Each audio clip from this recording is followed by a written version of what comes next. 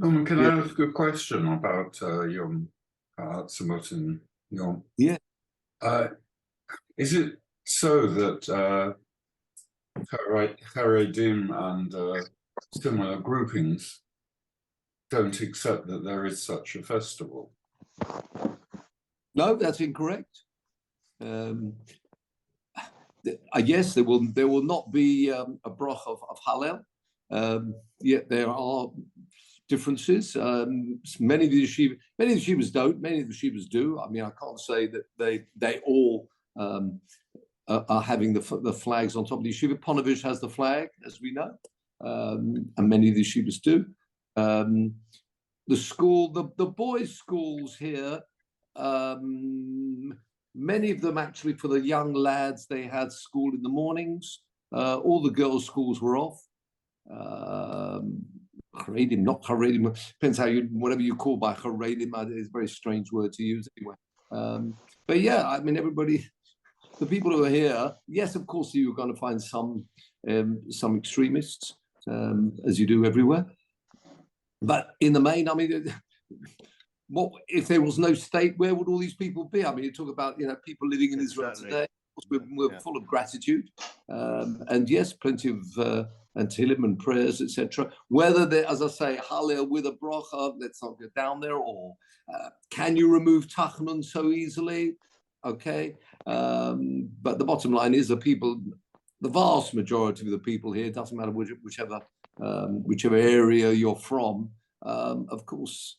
And they're all supporting really. Yeah, I mean, let's go down there about army time in the army. It's still, you'll find plenty of soldiers around all over the place.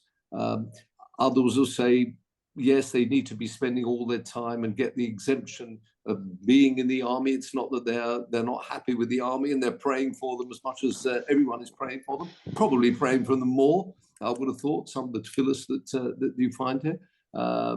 So no, I always remember, Norman, your late father made a great impression on me as a teenager. They started having services at Yom Ha'atzmaut at Norris Lee. Norris Lee was the first place to have it. It was packed. I remember my father. Wasn't so for him to go in the weekday to show something as well. But anyway, your father-in-law said, if you say Zeh Yom Asar Hashem Elokeinu Nitzil Chavos, that's what you believe. Then you say, then it's something to commemorate. It's made a very strong impression upon me. Yeah. Oh wow. So that goes back a year or two. It was in still at school, 60s. I remember speaking about husband-in. We were told to take the flag down. I do remember there was some. Oh right, yeah. Well, you've always got these. It's always part of the fun, isn't it? Taking the flag up and down. Yeah, no. I'd say we're all full of, as we should be, gratitude.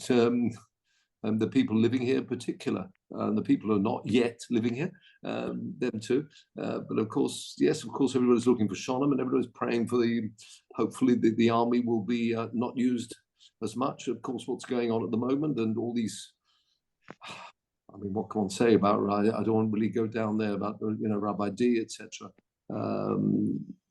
But I mean, overall, of course, there's great gratitude here. And we had Rabbi D's family in our school last night. Oh, really? They were where? In shul? In Southampton, because a lot of there are the members of our shul, members of Southampton. So Rabbi D's sister, and who Peter? There was quite a few members of the family. Yeah, there was Brian D. There were the Calways. There was the little girl Batsheva. Really? There were 10 or 11 members of the family, and I thought it was just moving, stunning, amazing that they were channeling that deep grief into positive thoughts and actions, and how really that we need to educate the rest of the world on what Jews really are. Did he spoke as well, Rabbi D, or not? No, he in the shul, basically in the shul. He was attending with the family. Yeah. There's very little. Say, ein milim, no words really. But terrorism has touched quite a few members of our shul. There was Shlomo spoke. Well, Shlomo was there, his grandson, Yes. and we had also another member, what's it, from Scotland. Can you remember the name? Black. Well, Was it Black family. Yeah, but it's Guido cousin. Jesna. Yeah, that family though. Yes. Yeah, Jesna's the Jesnas. Yeah. Jesna, that's right. Yoni Jesna's. Yoni Jesna's mother spoke. So it was quite a few people. I think you really can say the position we're in today is, sadly, we shouldn't continue. Aim by is such a aim shomnes. Everybody's got family, members of family, close friends, etc. We've got cousins as well. Yeah, little one can say other than and Fry, the Fry family. You know, the sister of one of the boys who was killed a few years ago. Oh, yeah, of course. Yes. One of the Fries. Yeah. Very moving. Oh, good. One of them was in yeshiva in those days. Was in Keren B'Yapna, wasn't he? That was Danny Fry in Danny, yeah, that's right. That's 1995. Right. I went skiing with him in 1987. Really? Yeah. Excellent skier, great skier, no fear. No fear. Wow. These are all, people dying because they're in this particular way. They're considered, the highest level. Not that we wish it on Chas v'Shalom, but nevertheless, really talking about the Kedoshim Asher B'Aretz and what they represent. But you're quite right. You can see the way they've been behaving. Rabbi D and the rest of the family is just amazing. A lesson where we wish it would be a lesson for the world and how to continue. But let's look forward to onwards and upwards. As we mentioned before, actually we'll come to that perhaps at the end of this year as well. Say, Mervyn, you mentioned about my father-in-law, Zichron Livracha. Remember how often I've mentioned it as well. I think of it sad it has paid him. But remember the first Yizkor in the Torah? Talks about Yizkor Lekimis Noach, remembering Noach. But of course, that was at the end of the flood, remembering him. And from then on, of course, the re-establishing everything into the future. So Yizkor is very much, taking the memory, of course, extremely sad, but taking that memory and the lessons for it and moving onwards. It's all beyond us, what's taking place. But please, as we say, moving onwards, Yizkor, remembering them and utilizing that to move onwards as much as we can, onwards and upwards. So with that, let us move on to Lamed Aleph Amud Beis, where we are looking at these are the last, not Mohicans, the last of the 9,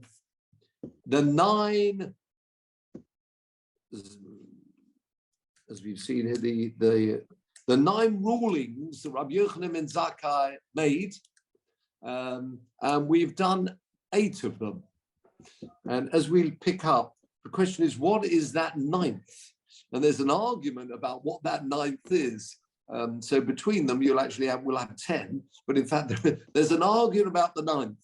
We've been through the various Mishnayos until we actually get back to Rosh Hashanah. So let's have a look. It's halfway down the page, Lamed Aleph Amud Beis. And it says here, beginning of the line is Mipnei. It's 10 narrow lines up in the Gemara, in my Gemara, where it says Mipnei. Good to see you, Simon. Away from Simon there. So 10 narrow lines up. Third word in, the idach, and that other one, the missing, the 9th decree, takona of Rabbi Yochanan ben Zakkai. What is it? Sorry, I didn't say hello to Mark. Hello there. Away from, right, the idach, and the last one, Pelukta de Rav Papa and Rav Nachman ben Yitzchak. These are both Talmidim of Rava in the go to the chronology of all the different Amoraim. We've got Rav Papa here and Rav Nachman Bar Yitzchok. Don't get confused with Rav Nachman Bar Yaakov, who actually was a couple of generations earlier. This is Rav Nachman Bar Yitzchok, the Talmud of, as I say, Rava. So there's an argument between them. We'll have a look, hopefully, at the two views and why each one did not agree with the other ones, which is nice. Yes, they're both saying that we've got two more decrees. The question is, are these decrees from Rabbi Yochanan ben Zakkai or from someone else? So that's the issue. But so we have two more. Well, let's have a look at them. Rav Papa and Rav Nachman Bar Yitzchak. Rav Papa Omar Kerem Ravoi. Now, and Rav Nachman Bar Yitzchak says Loshon Shel Zuhuris. What's all that about? What's Kerem Ravoi? If I can turn to you, Peter, please. This week's Sedra, no less. I think we mentioned this last week, but let's have another look at that posuk. If you remember, Kerem Ravoi, these are fruits of the fourth year. So if you remember, what happens after planting, particularly talking about vineyards, but in fact it's other fruits as well, Kerem Ravoi, Neta Ravoi. If we can have this week's Sedra, Kedoshim actually, of the two. Thank you, Peter. Let's go for Tanakh. Yes. Let's go for text. Yeah. Sorry. Okay. It was. Here we go. Yeah. Oh, there we go. Let's go for Leviticus. Sounds good. Let's go for drop down and you go to Kedoshim. We want the first posuk, so just scroll down 9. No, just scroll down a bit. Keep scrolling. Al Tifnu. It's about posuk 19. It's around the 20s. 1923, 1924. This week's Sidra. Yes, it is, indeed. And as we said before, if it just happens, inverted commas, to roll up, where we're a posuk of this week's Sedra, you have an extra tick for that. Some sofa says it's a simon tov, so we'll take that simon tov. Thank you, Michael. Pleasure. No, keep going. Have I gone to no, a bit more? Here we are, 23. Yeah, hold on a sec before we go to commentary. We'll have that in a second. Thank you, Peter. Preempting. So what happens for 3 years? It's forbidden, cannot be eaten, waiting for it to grow to its maturity. The 4th year, Kol Pirio Kodesh Hilulim Lashem, translated here as jubilation, really praise to God. And then the 5th year, that's back to normal. So the 4th year is called, go back to the posuk 24, 1924, good year. The 4th year. What actually does that mean? The first opportunity, full of gratitude that things have grown and they seem to be doing very nicely. So let's have a look at the commentary. Let's have a look at Rashi on that posuk. Rashi, let's go for Rashi. We can go for Hebrew first. We'll change in a minute. Here we go. Yeh kol priya kodesh like Maaseh Sheni. Now, we've mentioned this before. Remember the second tithe, a person gives the first tithe. Maaseh Rishon goes to the Levi. Maaseh Sheni is another tithe, another tenth, where a person takes that to Yerushalayim. Similarly, the 4th year produce, as Rashi says, Kamasa Sheni Shekosabo, Chomase Oretz Kodesh Lashem. That same word, you've got this Kodesh, just like Masa Sheni Eino Nechol, Chutz, Lachomos Yerushalayim, it's not eaten outside the walls of Yerushalayim. Psukim for that. Ela Bepidyon, unless you do redeem it first, meaning you've got an option here. Either you take the fruit of the Maaseh Sheni, the second tithe, to Yerushalayim and eat it there, or you redeem it onto coins, take the coins to Yerushalayim, and then buy, when you get to Yerushalayim, much easier to put the coins in your pocket than all the fruit and grain, etc. But just like with Maser Sheni, Eino Nechal Chutzcho Mis Yerushalayim, Elo B'Pidyon, unless you redeemed it, and then you can eat those fruits of Zeh Kei. And that will be Hilulim Lashem. Praise to God. Why? Shenoso Shom, carrying them there, either the actual item or their value. L'shabeach u'lahalel lashomayim. That's the Gemara in Brachos, to praise and thank God for this crop. That's Shoshana Revius, the 4th year crop. Okay, thank you, Peter. Let's go back to some faces. Yes.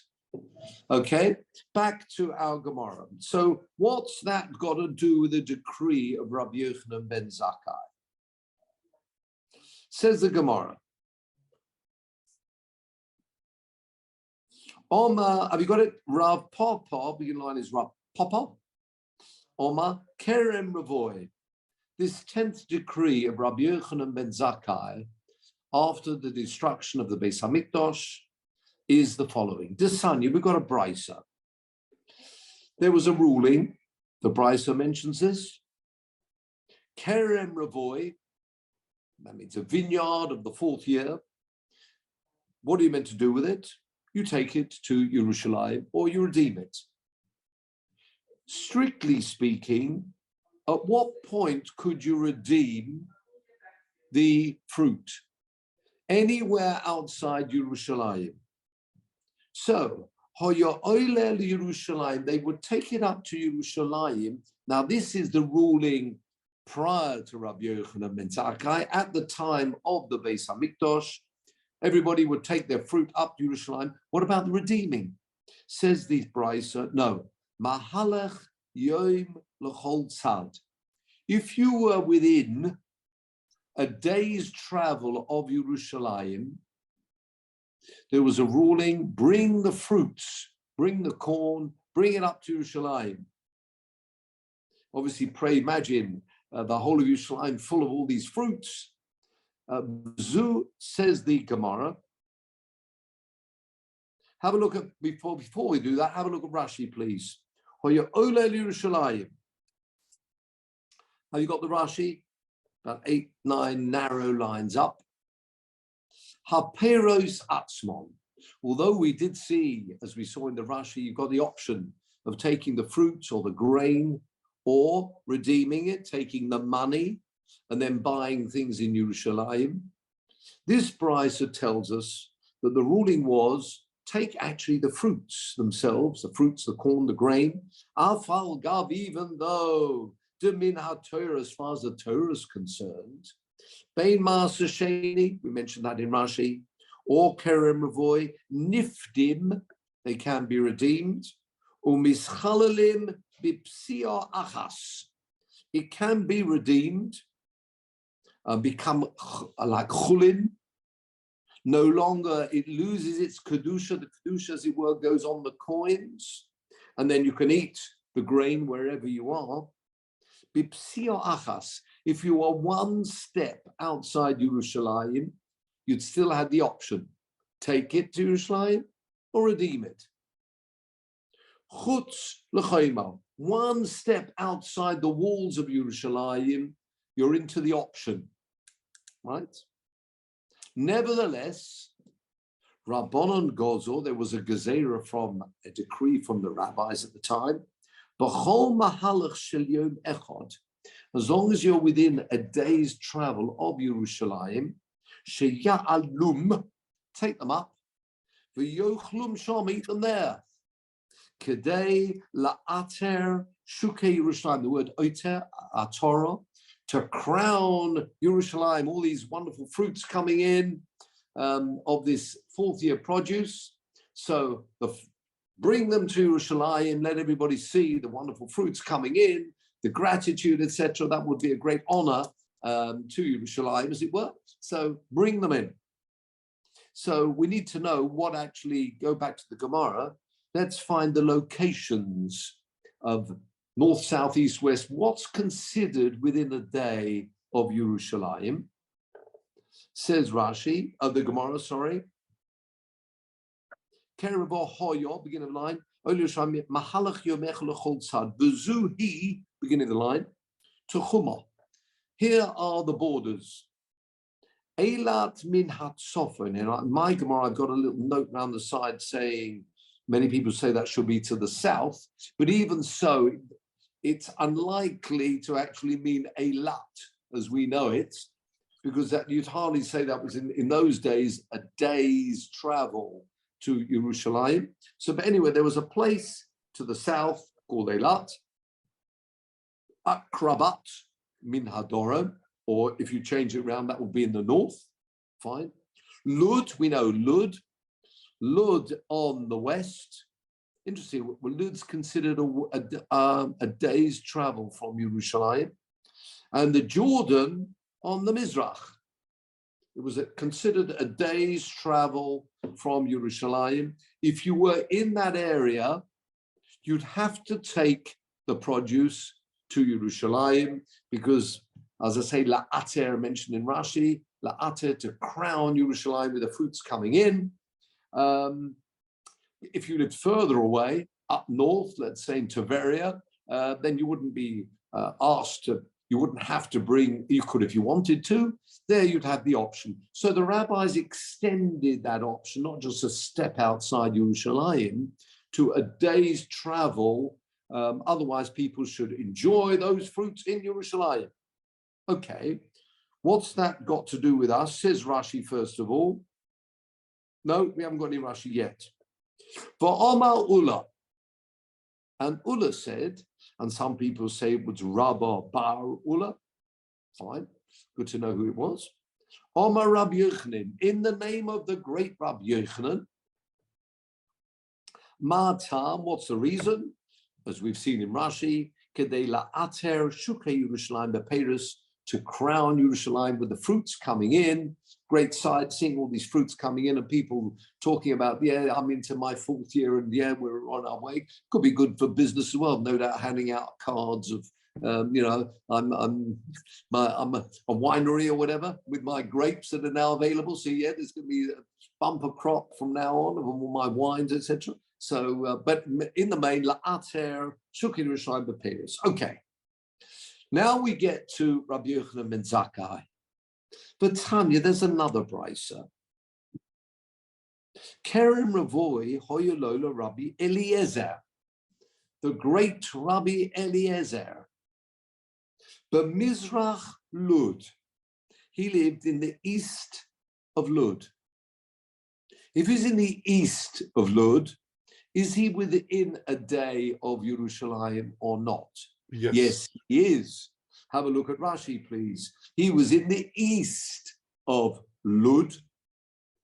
Hainu, Bein Lud, Yerushalayim, says Rashi, between Lud and Yerushalayim, because Yerushalayim was on the east of Lud, as we've mentioned already earlier on. That's the border.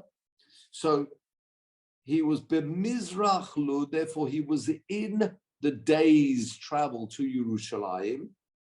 And where was he? He was B'tzad Kafar Tabi, if you know where that is. I'm sure you probably can find these places. It's quite amazing how even today you can find many of these places. Actually, we just recently, just where we are in just over the border here, is the place mentioned in Nach. I hadn't realized it's so near where David and Goliath is just over the road here. And all these places they're kept, and nobody's arguing about it and say, you know, this place, that is it. The place mentioned in Tanakh keeps its name. Wonderful. So there we are. We've got Lud Kfar Tabi. I haven't looked that up, but no doubt it's around. So that's where he lived. He had the 4th year crop, very nice too. But he was getting old, and it was quite a performance for him to schlep, if you like, or to take all those fruits to Yerushalayim. So what's he going to do? What should he do with the fruits? He can't redeem them because he's within a day's travel of Yerushalayim. So you know what he did? Very nice of him. He said, gentlemen, these 4th year crops, I'm making them all hefker. for the poor. Help yourself. Of course, you'd have to take them up to Yerushalayim. Good luck to you. They're yours. Okay, have a look at Rashi. Lafkira la'aniyim, last narrow line. Sheyisu shoma peris. They can carry them to Yerushalayim. Of course, they'd have to do that. Take them in their wagons to Yerushalayim, but it's yours. Enjoy it. It was difficult for him. Perhaps he was getting old. It was difficult for him to take them all. To take them all up to Yerushalayim. It just shows how much it must have been. It doesn't sound like it was just a couple of grapes. Otherwise, no doubt he could have done it. So yes. So what he did, he made them all hefker. Okay. Norman. Yes. It says he made them hefker. He didn't, but doesn't he actually gave them to the Oniyim? Isn't there something with Maser Sheni that it can only be matnat chinam? Yeah. Oh, you mean what else can he do? They're his. He's not allowed to sell it. Yeah. He can't sell it. So he's got an option. He can actually make it hefker, and then it will. But whoever owns it has two options. The owner of Maser Sheni has two options: either to not to sell, either to take it to Yerushalayim, or to redeem it on coins. Right? He's got to do one of those. Now he can't do either of those because he's outside. He's within the one-day traveling zone, if you like. So he can't redeem them. He can't take them up. The only thing he can do is basically give them away. So you're right. He could have given it as a matana to the aniyim, rather than select who he was giving it to. He said, "Hefka, first come, first served. It's yours." Right. Yes. Yeah. Yeah. Is there something about not actually giving it as a gift, but actually making it hefker? Yeah, it's a good point. Otherwise, I suppose if he's giving it away, he's deriving some benefit from that. So therefore, you're right. A good point. So it sounds like he's making it hefker, not to derive any benefit from it whatsoever, rather than selling it on, or more, not just selling, giving it away, because then, of course, that would also be considered, as we say, there will be some favor that he would get back from those aniyim, possibly. Yeah, so you're right, making it hefker. Good point. So what happened? He made it hefker. Then back to our Gemara. Omrulo, first wide line of the Gemara. Omrulo, his Talmidim said to him, Rebbe, Kavanimnu chavirecho, you should say olecho, I've got here also, or olov. Your friends have already counted themselves up. Nimnu normally means counted. In other words, they've come to a decision, normal word of saying a decision. Vehitiruhu, and they've said it's now mutter. What does it mean it's mutter? It's now mutter. Look at the first line of wide line of Rashi. Hitiruhu. We're at the first wide line of Rashi, Lamed base. It's now permitted. We've gone back to the original ruling. It's permitted now to redeem them, or lahalos hadomim, which you can do minat Torah as long as you're one step outside Yerushalayim, which they were. The kiven to Chorvo Yerushalayim. As sadly the Beis Hamikdash is destroyed, Yerushalayim is destroyed. Lo choshu lo chachomim la'atora me'ata. We're talking about honoring Yerushalayim when we've got the destruction of the Beis Hamikdash. It sounds a bit unnecessary. Congress really to have trying to give honor to Yerushalayim when the real splendor of Yerushalayim is missing. It's destroyed. It's desolate. So that's gone back to the normal ruling as the Torah is concerned, which means you now can redeem it. You don't have to. I mean, very nice if you want to give it to Hefka to Aniyim. That's wonderful, but you don't need to do that because you could now redeem it onto coins. And if you're on coins, that you could it sounds like even a Rabbi Lezer could take the coins up to Yerushalayim. That would have been okay. no doubt it'll be going up. Once the temple's destroyed, there's still the Kerem Ravai, there's still the I beg your pardon? So once the temple was destroyed, they were still practicing. Yeah, good point. It sounds like, yes, they would still have your Kerem Ravai. That would still be applicable. Fourth year produce, have to take it to Jerusalem. You're quite right. Even though the temple was destroyed, you could still got the Kedusha. We seem to be learning, long Toast was there. But it seems by the Kedusha of Jerusalem was still there, in which case you'd still be taking up the food to the fruits. They don't practice that nowadays, at least not amongst the people I interact with. The people you mix with. Taking up netter avoid Jerusalem. No, it actually is normally, I don't know about taking, it's normally redeemed. Is it? Would be, okay. Yeah, people would redeem. Many people taking Trumas and Maestros today, Midrabanon. Even then, they would, taking, you often find, you'd find, if you've got as you would, you have a hechsher from the Rabbanut or from whatever Bezdin you like, and it would say that the Trumas and Maestros had been taken. It might be Midrabanon, doesn't matter. Still, you have the Trumas and Maestros taken. Like Shvius, you're quite right today as well, which would apply Midrabanon maybe. Some people would say it's Minat Torah, there's a machlokas, but whatever happens, it would be, you'd still carry that out, in which case one wouldn't often see it, because if you're buying produce with a hechsher, all that was already done by the mashgiach of the company, taking the Trumas and Maestros. So one does have to be careful actually, even in England. If it's Israeli produce, you really do want it with a hechsher on it. The Trumas and Maestros have been taken. But so that's what they were doing. They were taking it to Jerusalem. Well, that's what Rabbi Eliezer was told.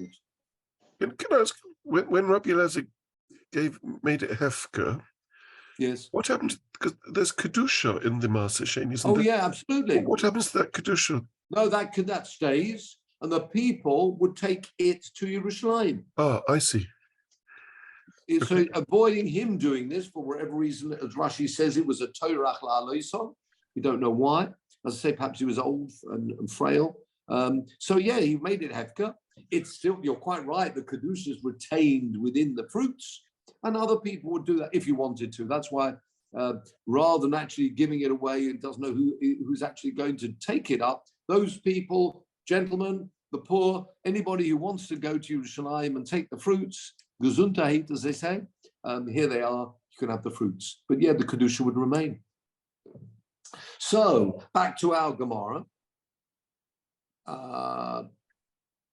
Says the Gemara, Man Chavirecha, who are your friends?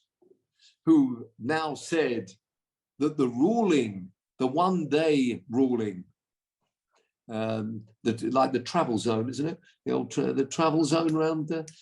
Remember that well. The travel zone, or the zone around Yerushalayim is no longer there.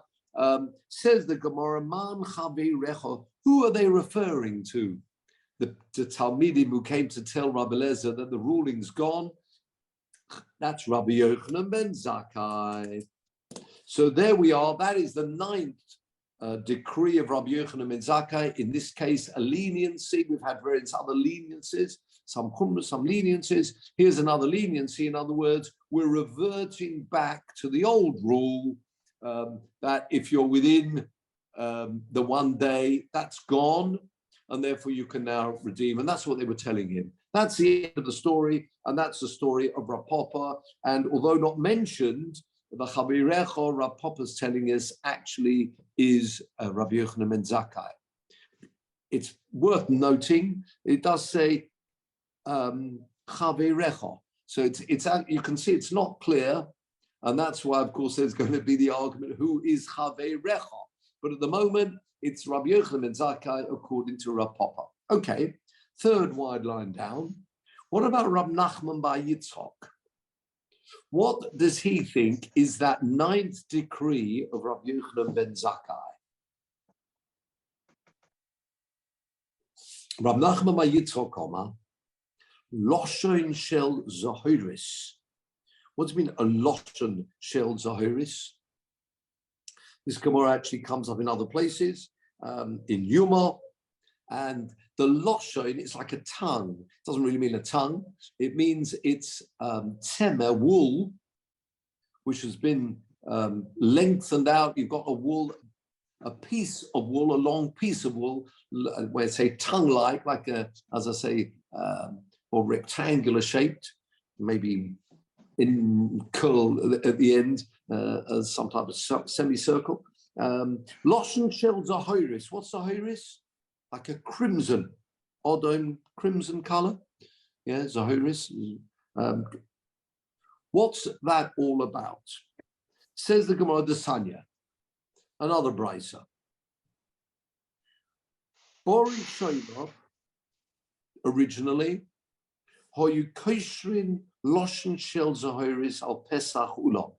They would tie this loshen shel zahiris, a long piece of wool, at the door of the chamber, the ulam, of the Beis Hamikdash, mibachutz, on the outside, and people would see that wool. And one of the nisim of the time of the Beis Hamikdash, on Yom Kippur, it would change color.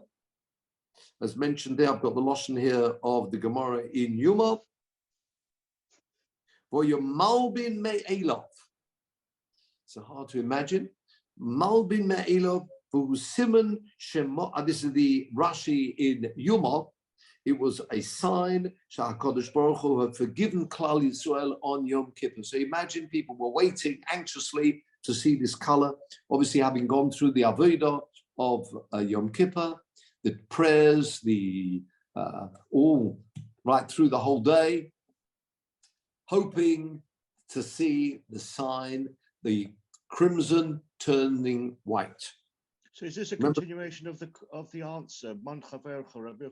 It seems. No, that's the end of it. We're home and dry, according to Rav Papa. We've got the ninth. So it's introducing something new. Just yes. Without because there's a machloikus between Rav Papa and Rav Nachman by Yitzchok. What is that ninth? Rav Nachman by Yitzchok disagrees with Rav Papa and says, no, that is not the ninth. We'll find out later why. And it's not about camera play. Okay, I didn't follow. Yeah, in other words, there are two views what this ninth decree of Rabbi Yochanan ben Zakkai is. We had the previous one with Rabbi Eliezer, and Rav Nachman by Yitzchok says, no, that is not the ninth. I'm sorry, but I'll tell you what the ninth one is. It's this. And then, of course, we'll have to ask back to Rav Papa, why did you not go for this being the ninth? But hold on. Okay, so normally they would, in the earlier years, Boris Shoino, they would tie this to the ulam of the hall, if you like, of the Beis Hamikdash, and it would change color. Now, Hilbin, if it turned white, hoyu sameichim, extremely happy, waiting for that sign. Lo Hilbin hoyu atzobin. If sadly, Klal Yisrael had not all done to the Shuvah necessary, it would not change color. They will be atzovim. Some people change the wording here to misbosheshim. Even there was an embarrassment of the whole of Klal Yisrael that they hadn't actually risen up to the day Yom Kippur and to Shuvah. Sadly, not acceptable. So when that happened, and that seemed to be happening quite a bit, Hiskinu she'yikoshrin oisel al pesachulim bibifnim. We're going to tie that in the inside, and so it's not going to be, I say, very clear for everybody to see. It's inside the Beis Hamikdash. Says the Gemara, V'hadayin hoyu metzitzin. They would manage to, from the side, to have a glimpse. They'd find out what's going on inside. For Royin, and they would notice and find out. Hilbin hoyu sameichem, again, they would be happy if it turned white. Lo hilbin hoyu atzobim. And to avoid that embarrassment, his skinu, they therefore instituted she'koishrin oiser chetza b'sela v'chetza bein karnov shel soer hamishtalech. What does that mean?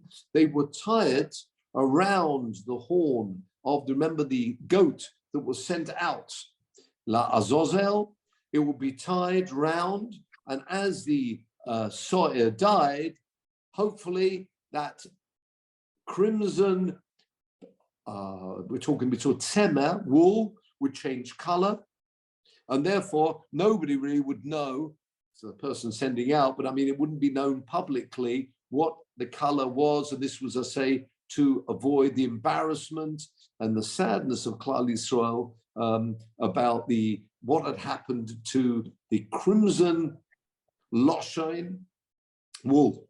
Okay, that's what they instituted, and that was you can see there, it's after when things were getting bad, sadly, and this is the 9th decree of Rabbi Yochanan ben Zakkai.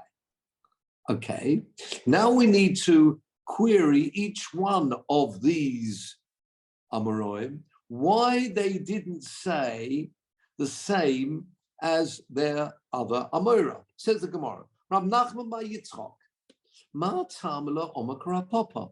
Why didn't Rab Nachman say that the 9th decree, we've got a brisa saying there were 9 decrees. So what is wrong with that story we mentioned before about Rabbi Eliezer? And when they told him, remember his pupils told him that the 1-day rule had been annulled. Why did he not accept? Why did Rab Nachman bar Yitzchak not accept that indeed was Rabbi Yochanan ben Zakkai? Says the Gemara, we've got to begin the line is bar Yitzchak, Ma'tamala Omer Karapapa, Omer Lecha, Isal Gadatach Rabbi Yochanan ben Zakkai. If in fact the annulling of that 1-day rule was Rabbi Yochanan ben Zakkai, Chaveirav to Rabbi Eliezer mihava. How come his pupils came to Rabbi Eliezer and said, one of your friends, sounds like of the same league, the same generation, one of your pals, I mean, okay, one of your friends would be, a chover would be at the same stature. One of your, true, they would be a tanoim, but one of your tanoim of your stature had annulled that ruling. That's the wrong wording. Why? Says the Gemara, Rabbi Hava. He was his teacher. Rabbi Yochanan, remember the Mishnah Pirkei Avos, last week's Pirkei Avos? Last week's Pirkei Avos tells us about the 5 main Talmidim of Rabbi Yochanan ben Zakkai. One of them was Rabbi Eliezer. So the Talmidim should have come and told him and said, your teacher has already annulled this ruling of the 1-day ruling. You with me? How come, says Rab Nachman bar Yitzchak, this brisa mentions Chaveirecha. Your friends sounds like of the same stature, same grade. So therefore, Rab Nachman bar Yitzchak does not accept that. Okay? Says the Gemara, that's a very good point. Rav Papa, what do you answer to that? Can you imagine going backwards and forwards? Rav Papa, what makes you think, and presumably you've got some type of tradition, that the people, although the Talmidim told Rabbi Eliezer, Chaveirecha, you think it's Rabbi Yochanan ben Zakkai. What makes you say that? It's got a very good point. Why didn't the brisa say your teachers annulled it? What's your answer to that? Says the Gemara, the Idach, the other, which is in this case Rav Papa, Kivan the Talmidim Haba. It was the Talmidim who came to Rabbi Eliezer. Lav arach ara lemeimrele lerabe. It's not Bakovidic. It wouldn't be the right, if you like, honor to give to their teacher, Rabbi Eliezer, and say, your teacher has annulled it. It's a bit of lacking derech eretz, and therefore they wouldn't speak, even though he, in fact, was. Rabbi Yochanan Zakkai was the teacher of Rabbi Eliezer. They would have referred to him to Rabbi Eliezer, at least, with the term Chaveirecha. So those are the two views about the story of Rav Lezer. Let's now focus on the other one, which was the wool, the crimson wool that changed color. And we've found here that at the time of the Beis Hamikdash, we seem to be saying at the time of the Beis Hamikdash, it was then removed from the Beis Hamikdash. It wasn't actually in the Beis Hamikdash. It was then sent away together with the goat. So nobody really would know about the color change, and therefore not to upset and embarrass Klal Yisrael, depress them. And now Rav Nachman says that was Rabbi Yochanan ben Zakkai. Says the Gemara V'Rav Papa, Ma'atamalo Omakah Rav Nachman Bar Yitzchak. Got it? Beginning of line is Ka. Why didn't he say like Rav Nachman Bar Yitzchak? Omalacha. He said this cannot be Rabbi Yochanan ben Zakkai. I've got some, if you like, let's look at the time involved here. Why could it not be? Isal Gadata Rav Yochanan ben Zakkai. If you'll tell me it was one of the decrees of Rabbi Yochanan ben Zakkai, right? Now we know Rabbi Yochanan ben Zakkai took over at the time of the Churban Habayis. Okay. Now, Bimei Rabbi Yochanan ben Zakkai, mi hava loshen shel zahiris. Was there already this? What do you mean, mi hava loshen shel zahiris? I've got the word malbin in Rashi as well. At that point, it wasn't changing color. There were no occasions where it was turning white. Have a look at Rashi, please. 2 lines up. By Yomim Shahoy Rabbi Yochanan More Horoi, so the time where he was in this official capacity and he was giving decrees, Umasakin Takonos, this was much later. Rabbi Yochanan ben Zakkai did not have that possibility, and you'll see why, because back to the Gemara.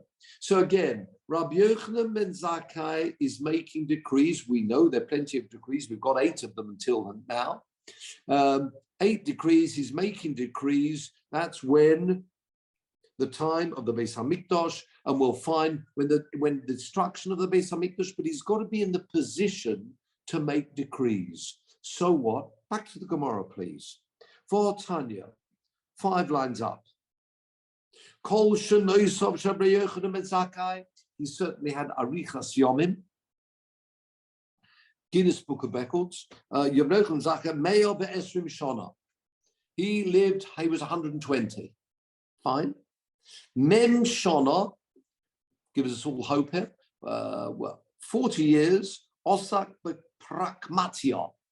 He was busy in business. Then, wonderful stories, Rabbi Yochanan ben Zakkai, Mem Shona Lomad. There you are, talk about yeshivas, not just 1 or 2 years. 40 years he spent time in yeshiva. That was 40 years. And then Mem Shona Limeid. And for 40 years, he was in this position of teaching others. So from business, retiring, learning, studying, and then teaching. And when he's in this position, that's the last 40 years of his life, but he's already 80 when he gets to this position, and that's when he's making these decrees and teaching others, as we've seen. So what? For Tanya, there's another brisa. Mem shona kodim shenecharav habayis. 40 years before the Beis Hamikdash was destroyed, Lo hoyo loshen shezaris malbin. Already at that point, it wasn't turning right. Sadly, Klal Yisrael were in that level that it did not. The tzemer, the wool, did not change color. So if there's a decree coming in at that point, and it sounds like it was, Rabbi Yochanan ben Zakkai at that point was not available to make those. He is only becoming Rabbi Yochanan ben Zakkai, the teacher, 40 years, and that starts at the Churban Beis Hamikdash. But 40 years prior to that, it's not changing color. So if anything, that decree must come in, says Rav Papa, well before Rabbi Yochanan ben Zakkai. That is therefore not the decree of Rabbi Yochanan ben Zakkai. Yeah, it would always turn red. Utanan, keep going. There's another Mishnah, Mishechorav Habayis, Hiskin Rabbi Yochanan ben Zakkai. All these dakonas come in after Rabbi Yochanan ben Zakkai is in this situation, in the last 40 years of his life, right? There he's making the decrees. And what we've seen 40 years prior to that, it always remained red. So if they're making those decrees about not having the wool in the Beis Hamikdash, that must have happened prior to, they wouldn't have waited that long, because we can see that sometimes it turns white and sometimes it didn't. To avoid people waiting anxiously, they already removed it. Already 40 years before the Beis Hamikdash, it never changed from crimson to white. So therefore, if they're making this ruling says Rav Papa must have happened prior to Rabbi Yochanan ben Zakkai. Good question. So now that's a very good point back to Rav Papa. No, Rav Nachman bar Yitzchok is the one that said this decree was made by Rabbi Yochanan ben Zakkai. If he made this decree, he was not in the last 40 years of his life where he's making decrees and teaching. Says the Gemara Be'idach. What about the other view, the view of Rav Nachman? Why does he say, how can he say, we've just looked at the numbers, we've worked out the years, and it turns out from what we've said that this changing color that didn't happen anymore was not in the years when Rabbi Yochanan ben Zakkai was teaching. It was in the years he was only a pupil. Says the Gemara, oh yes, it was. Says Rav Nachman, Oysam aboim shona delomad. I agree with you with those numbers.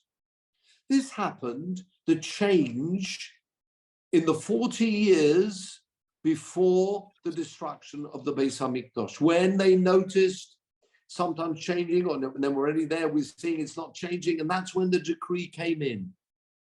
Yes, he was only a pupil, but he was a very good, gifted pupil. Says the Gemara, he was a Talmud Yoshiv Lifnei Rabbi. It's true. It's in those 40 years before he gets to this prominence, ultimately being the Nossi Rabbi Yochanan ben Zakkai and teaching and making general decrees. But yes, it was in those earlier 40 years. He said something, a suggestion to the rabbis, that yes, I think we need to take this crimson wool and place it outside the whole of Yerushalayim. Nobody should see what happens so as not to upset people. Bistabatama, very logical, very good idea. What does they say in Yiddish? Good gesagt. Yeah, very good idea. Next page, gentlemen. Thank you, Peter, for a lamed base. V'kaveh Rabbi Bishmei. Yes, says the top line of Rashi, V'kaveh Bishmei limnoisa. It is still included, says Rav Nachman, in the decrees of Rabbi Yochanan ben Zakkai. Strictly speaking, it wasn't really his decision. It was his suggestion rather than decision. But the rabbi said it's only fair. We are going to call it one of Rabbi Yochanan ben Zakkai's institutions. That's how you get the 10. And with that, gentlemen, we get to the next Mishnah. Question from Malcolm, who's on mute. Oh yeah, hi, thank you. Hello So there. I just wanted to ask about the word pragmatica, Yes, yes. because I thought it's quite interesting. Yes. I mean, I'm just looking it up, that it's a Greek word Yes. which crept in, and yeah, there are quite a few Greek that's words really interesting. creeping in. Yeah, a good word, like nice word for business. Yeah, pragmatia. Word for pragmatic. Yeah, I mean, You can see the link there clearly. it's interesting that it's But yeah, crept in. But yeah, there are several words like that do have crept in. I mean, even the letters alpha, beta, gamma coming in various places. You find that the letter gamma used, talking about how they're anointing people. They talk about the letter gamma. So yeah, it's very familiar with Greek. I was also wondering how is that quite unique? The fact that you've got this three-part life, 40 years, 40 years, 40 years, learn, rather than, let's say, you might expect the first 40 years to be learning. Yes. Then you might say the second 40 years would be sort of working, and then the last 40 years would be teaching, because Oh, it depends what you mean by learning. I mean, here he's studying, like he's studying for the rabbinate, if you like. So he was first of all in business, and then moved across to studying. I mean, not studying business. I think he was really studying rabbinics or Talmud, etc. And then from there, although of course he was one of the Tanoim himself ultimately, but studying Torah, and then from there moving on. No, you don't often find that. There are a few Tanoim, though. You do find this. We find, remember right, even some bandits. Remember some of the Amoraim started. We've had that before. Started off in a rather interesting life, but then moved on. When Rabbi Yochanan said to him, "Wow, with your type of strengths, you could do great things in the rabbinic world," which he did. This is rarer. You're right. It's not so much the norm, but yeah. And I think perhaps the 40 years. The 40 years is quite a paradigm. And Rabbi Akiva was 40 years, wasn't he? Yeah. Later in life. Yeah. Aboim, Shona. We talk about Aboim. We talk as well. The number 40 is very significant. You're quite right. The 40 years of learning. 40 years is this completion. You talk about the Makkas, remember 39, in fact it's 40, the Torah talks about Aboim Yaken of 40, because there are 40 parts of the makeup of the individual. We talk about the first 40 days of the fetus, growth of the fetus, the first 40 days being crucial. This 40, this completion of 40, talk about the Mabul, etc., the flood, 40 years. Yeah. If we can now... Sorry, no, just a quick one, just to pick up on Malcolm's point about the pragmatica. Pragmatia. It is interesting, though. I mean, because there would be words which have a Hebrew or Aramaic origin that would say the same thing. So there wasn't any aversion to using Greek for a word where there was an alternative without resorting to Greek. So. Yeah, there was no problem. It's interesting. The Gemara in Megillah talks about Greek being Yefes. They're talking about from the word Yofa, actually. It is considered a very beautiful language. Yeah, of course, we've got Lashon HaKodesh, but nevertheless, we still do talk about the Greek language as being perhaps second to Lashon HaKodesh. The Torah itself brings in Totafot. I mean, Rashi says it's Lashon, I don't know, Kafri or Lashon. That's a word which originally was in Hebrew, no longer in Hebrew, but still utilized elsewhere. But pragmatic clearly doesn't look like it's anything. There's no link. Can I say Hebrew word? Ask a question. Just to pick up on Sam's thing. I'm just wondering if there's a sort of a nuance there, that there's that he was working he wasn't at that point learning Torah or something. He was. It says actually, yes, it says in my translation he was doing some business, but also that they're using the word because it's sort of not Kodesh. You're suggesting the opposite, rather than it's this. We talk about words drifting in from the Greek positively. You're saying there's a negative, or that there's a reason for using. Yeah, it's pragmatia. But I mean, business you find throughout the Rabbi Yochanan Sandler and all these. But I suppose if it means spending all your time, maybe there is that, I say, negative connotation there as well. Pragmatia, that would be the Greek way of spending all your time in business, rather than maybe still Kave'itim LaTorah, and there he was really committed to the business world, and that's a pragmatia, and that's why that comes in. So that's when you take them negatively. Because the relationship with the Greek world was problematic. I mean, it was a major cultural competitor or influencer. Hitiavnut was a negative process of. Yeah, well, you're right. That makes it sound more like it's coming in here negatively. Being used as, it's not the ideal. It's second to Torah, very much second, and that's why we're particularly using that word pragmatia rather than the ultimate would be the Torah. I think that's so. Is that perhaps that negative feeling there as well? But Norman, wasn't the Chumash translated into Greek or not? Well, was it ever translated into Greek? You got the Septuagint, but I mean that was a sad day when it was translated into that. Translating it into, because of course you lose the kedusha of was it done or not? Because I remember it was done. So there were copies of the. We call it the Septuagint. Yeah, absolutely. But that wasn't a positive. Positive point, because you losing the kedusha of the Torah if you're just reading it in the Greek. So yeah, but it's like translating it into English nowadays, or German or something else. Yeah. If you without imagining you've just got the Septuagint, you're missing everything. Missing all not just the kedusha, the real meaning, and many instances what the words mean. As I say, the understanding of them. So that's why really keeping to the the Lashon HaKodesh. Yeah, I mean, if you're using a translation to help you, great. But Unculus is a requirement. Oh, Uncle, yeah, that's different.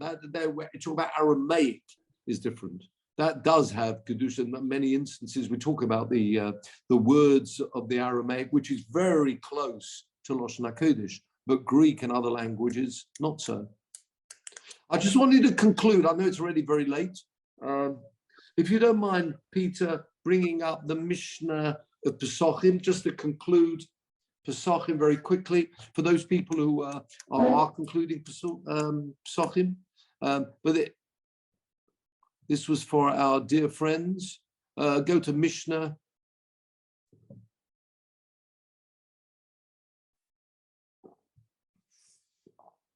Eruvin Pesachim, yeah, a bit like Pesachim chapter. We did chapter 10. Those people who are doing it, we did chapter 10 first because it coincided with Yom Tov. Go to chapter 9, the last Mishnah we're doing, which concluded this a couple of days ago. Go to the last Mishnah of chapter 9.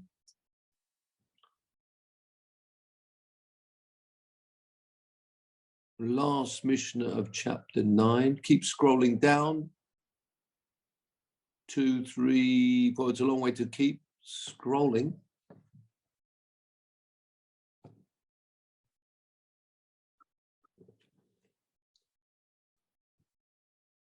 Keep going. Keep going.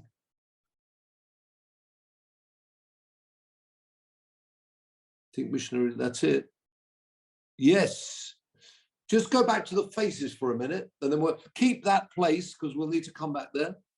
Really try and be as quickly as possible here. But this last Mishnah that we'll conclude, all being well, which beautiful idea here. You've got the Korban Pesach, 2 people, each one, this last Mishnah of this parak, each individual has a Korban Pesach, right? Now the ruling is you can join with the other people to have your Korban Pesach. In fact, you're going to have trouble if you don't have people joining you because you've got to eat the whole lot and nothing should be left over. So yeah, you do want to have, whether it's family, friends, whatever, great, the Pesach together. Now, one of the rules is once you've joined a Korban Pesach, you've got your Korban Pesach, you'd have other people joining you, it'd be up to you. It's your Korban Pesach, you're allowing other people to join. You could move off that Korban Pesach and join another group. Great. What you mustn't do, once you've said this is a Korban Pesach and you've linked to it, you cannot leave that Korban Pesach with it, at least someone owning that Korban Pesach, you can't just suddenly say, oh yeah, I'm going to join another group, but what happened to that Korban Pesach? You can do that if you've got someone else who's joined onto that Korban Pesach and taking over. And again, you'd extend it beyond. So what happened in this Mishnah, this last Mishnah, is you've got Reuven and Shimon, two of them with their Korban Pesach. And sadly, the two Korban, the two lambs, get mixed up. You can only eat your Korban Pesach that you have actually signed up to. You can't eat a Korban Pesach which is not yours. So what are you meant to do? They're mixed up here. I can't just say, I'm going to join the other one because you'll leave yours stranded. But you don't know, maybe yours is the correct one. What are you going to do when both these lambs have got mixed up? At that point, Peter, we turn to you. Thank you very much. Peter, very quickly. Shnaim shenisovu pischayim. What do you do? Nicely translated here for us. Ze moshech lo echod. The ze moshech lo echod. So one draws one of those lambs and one takes the other, but they don't know whether they've got the right one. What are they going to do? How are they going to offer up these korbanos? Brilliant. Ze mamne imoy echod min hashuk. Doesn't matter actually from the street, but it means you bring someone else into this and allow them to join you, and you'll see in a minute. Each individual, this Reuven and Shimon, if you like, they bring someone else. And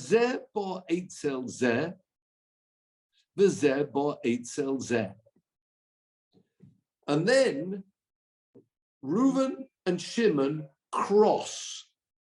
So they brought people to their korban. Reuven got someone, a mate of his. Shimon's got a mate of his joining. And then Reuven and Shimon swap. What do I mean by swap? They cross over to the other lamb.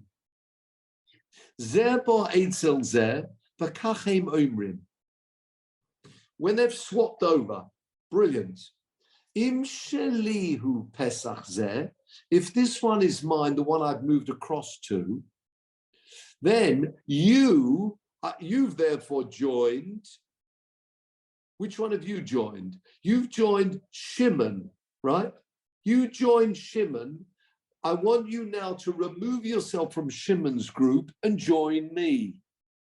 If this one really, you've been appointed on this because you're part of Shimon's group, then I am removing myself from the other korban, which is linked to that other individual. Have a look at the English here. Maybe this will help. This person draws one of the rams himself, and that, right. This person registers someone from the marketplace, means a mate of his on his lamb, and that person has someone on his lamb. Then Reuven and Shimon move places. Once this has been done, this one, that's Reuven, comes to that person from the marketplace. You with me? Who has been added to the other person's sacrifice. And that one, that Shimon, comes to this person from the marketplace who has been added to Reuven's. You with me? They're crossing over. And this is what they say. If this Paschal lamb is actually mine, in other words, what I had originally was wrong, you are withdrawn from yours, and now you join mine. With me? But if this is yours, in other words, what I selected originally was correct, I'm withdrawing myself from mine, and I'm now joining you. And then the note is, the reason it is necessary for each individual to add an additional person is to ensure that when each person withdraws from the original Paschal lamb and registers for the other, no Paschal lamb will ever be left ownerless for any amount of time. You with me? So each person, you've got someone else from outside to join the lamb. And then they go across and they say, actually, that might be my land. If it is mine, then I want you to join me, move across from Shimon and join me. If it's mine, then if it's yours, a bridging arrangement. Very good, very nice bridging arrangement to be able to do that. And with that, gentlemen, we conclude the Mishnah. So I will now say Hadron Aloch, it should be an aliyah. We can go back to faces now. Thank you very much. As I pour myself a nightcap. And say Hadron Aloch, it should be aliyah for our very dear friends indeed. Say it's something special to have completed this for an Ilun Neshama. And is that Israeli whiskey? Is that the new Israeli whiskey? No, actually it isn't. It's not the. It's a glass of wine. I think I sleep better in a glass of wine. Well, it's Baruch Atah Adonai Eloheinu melech haolam borei pri hagofet. Amen. Amen. L'chaim. Oh, it's good stuff here. No shortage of good wines here.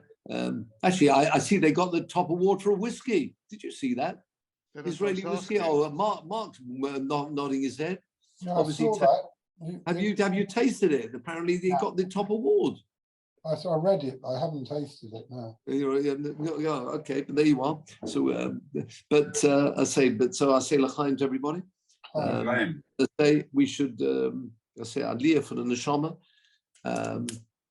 If you have to say one thing about them, it was the seder that they had, the dedication they had in so many different ways, but particularly the limud Torah, their commitment, and I say it's a lesson for all of us. So as we say, this word yizka, as we said before, is looking forward, taking the lessons of our dear friends departed, and moving onwards and upwards, of course, in our minds, but say moving onwards and taking lessons from that, the dedication that they had, taking that with us, and lots of other midas tovas which we could go on and on about. But say remembering them, they're still with us. And as I say, we should only hear Basuras Tovas, one from the other. And with that, gentlemen, I wish you all a very good night.